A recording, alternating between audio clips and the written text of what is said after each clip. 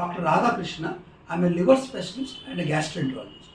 అయితే ఈ లివర్కి సంబంధించి జబ్బులకి అవగాహన చేసుకోవడానికి ఈరోజు April 19th వరల్డ్ లివర్ డేగా ప్రకటించారు. ఈ మెయిన్ ఉద్దేశం ఏంటంటే లివర్ సమస్యల గురించి అందరికీ అవగాహన రావాలి. లివర్ జబ్బులు మేము సైలెంట్ కిల్లర్స్ అంటాం. ఎందుకంటే సిమ్టమ్స్ వచ్చేసరికి 80% లివర్ పాడైపోతుంది. మనం మెయిన్గా లివర్ పాడవడానికి కారణం మద్యం, అలానే ఈ ఫ్యాటీ లివర్ అంటాం, అధికంగా కొవ్వు శాతం లివర్లో పెరిగిపోవడం, అలాగే కొన్ని రకాల వైరస్లు, ప్రాణాంతకమైన వైరస్లు, హెపటైటిస్ బి అని, హెపటైటిస్ సి అని, వీటి వల్ల లివర్ ప్రాబ్లమ్స్ వస్తున్నాయి. ఈ మధ్యకాలంలో లివర్ క్యాన్సర్ కూడా పెరగడం మనం గమనిస్తున్నాం. ఈ లివర్ జబ్బులు మనం జయించాలంటే మెయిన్ ఏంటంటే ఈ జబ్బులు ముందుగానే మనం పసిగట్టాలి.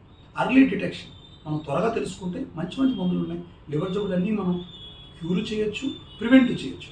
అయితే కీ ఏంటంటే ఎర్లీ డిటెక్షన్, ముందుగానే మనం తెలుసుకోవాలి. మంచి టెక్నాలజీస్ వచ్చే ఇటీవల కాలంలో ఈ లివర్ అనేది చాలా ఇంపార్టెంట్ అవయవం.